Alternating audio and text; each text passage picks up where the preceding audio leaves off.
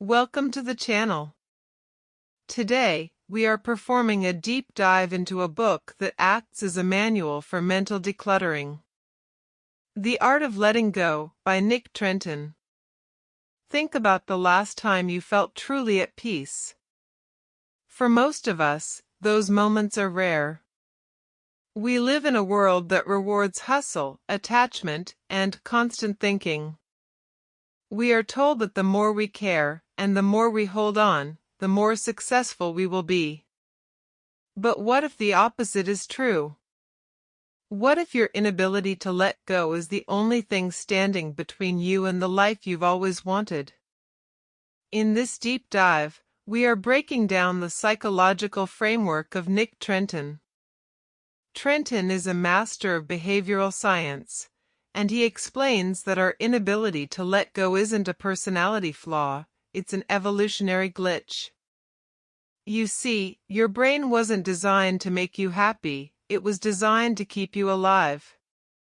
Thousands of years ago, if you forgot where a predator was hiding, you died.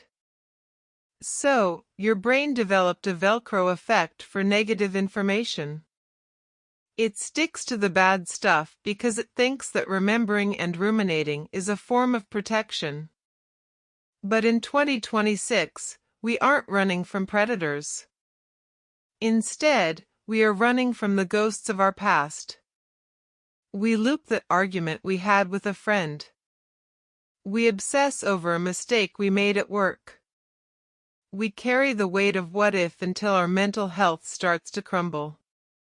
Trenton argues that letting go is an art form because it requires us to go against our natural instincts.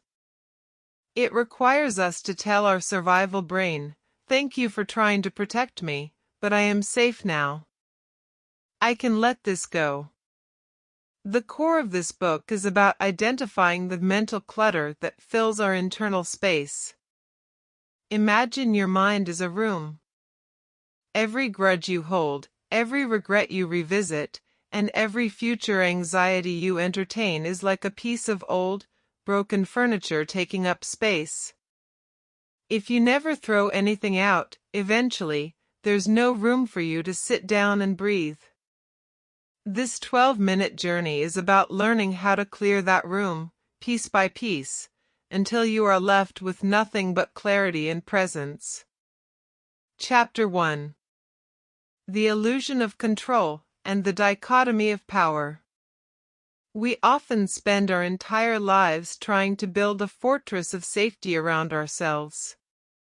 We think that if we work hard enough, if we please enough people, and if we plan for every possible disaster, we can finally be at peace.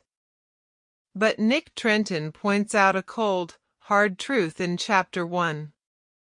Most of the stress you feel right now is caused by trying to control things that are fundamentally uncontrollable. Think about your average day. You worry about the traffic on your way to work. You worry about a coworker's bad mood. You worry about the economy or a health issue that might happen years from now. Every time you do this, you are leaking mental energy into a void. Trenton calls this the control trap. We feel that worrying is a form of doing. We believe that if we stop thinking about a problem, we are letting our guard down, but in reality, we are just exhausting ourselves before the battle even begins. To break this cycle, the book introduces a concept from Stoic philosophy called the Dichotomy of Control. Imagine a line drawn in the sand. On one side of the line are things you own, your thoughts, your intentions, your effort, and your reactions. On the other side of the line is everything else, other people's opinions, the weather, the past, and the ultimate outcome of your hard work. True emotional freedom, Trenton argues, comes from the moment you decide to stop looking across that line. When you focus 100% of your energy on your own side, you become untouchable. You realize that while you cannot control if you get the job, you can control how well you prepare for the interview. You cannot control if someone breaks your heart, but you can control how you treat yourself during the healing process. This is not about being passive or giving up. It is about strategic surrender. It is about realizing that your worrying has a 0% success rate in changing the external world, but it has a 100% success rate in destroying your internal peace. As you listen to these words, take a moment to ask yourself, what is one thing I am trying to control today that I simply cannot? What would happen if I just let it be? By shifting your focus from outcome to process, you begin the art of letting go. You stop being a victim of your circumstances, and you start becoming the master of your own perspective. Chapter 1 teaches us that the door to the cage is already open. We just have to stop clinging to the bars. Chapter 2. Untangling the Anxious Mind and the Power of Distance. Have you ever found yourself lying awake at 3 a.m, replaying a single moment over and over? What if I had said something different? What if they think I'm a failure? These what-if questions are the fuel for the fire of overthinking. Nick Trenton describes overthinking not as a habit, but as a protective mechanism that has gone off the rails. Your brain thinks that by looping the thought, it is searching for a solution, but there is no solution in the past, and there is no certainty in the future. To break this loop, the book suggests the technique of self-distancing. Most of us say, I am stressed. But Trenton teaches us to say, I am noticing a feeling of stress.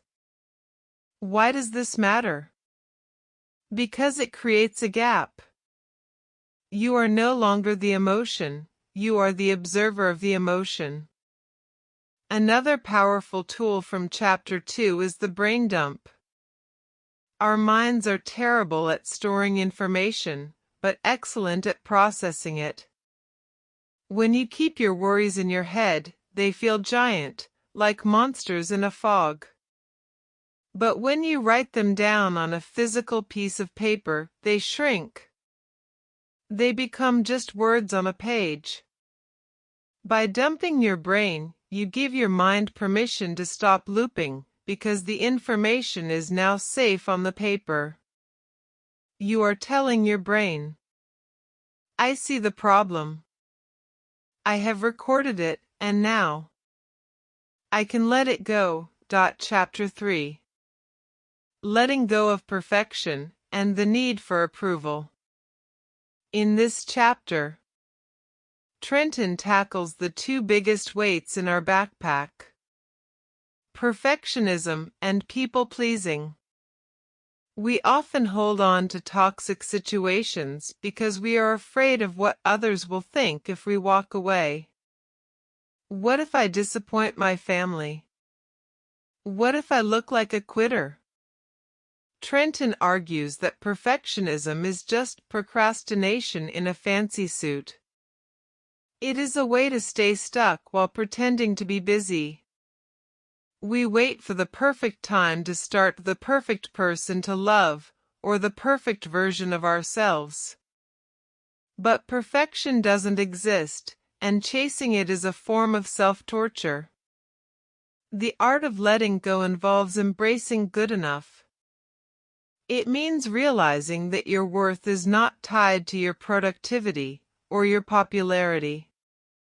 Letting go of a friendship that drains you or a job that kills your soul isn't giving up. It is making room. As the book says, you cannot pour from an empty cup. If you don't let go of the things that drain you, you will never have the energy for the things that fulfill you. Conclusion. The practice of daily release. As we reach the end of our journey through Nick Trenton's work, remember that letting go is not a one-time event. It is a muscle that you must train every single day. You don't just let go and find permanent peace. You choose to let go of the small things in the morning, so you have the strength to let go of the big things in the evening. What if you decided right now that you've carried those stones long enough? What would your life look like if you were 5 pounds lighter mentally? The past is a place of reference, not a place of residence. Your future is not a scary monster, it is a blank canvas. The art of letting go is the art of finally living in the only place that actually exists, the present moment. Take a deep breath. Put the backpack down and start your new chapter today. Thank you for watching and for investing in your personal growth. If this summary helped you, please consider subscribing and let us know in the comments, what is one thing you are letting go of today? Until next time, stay peaceful and stay free.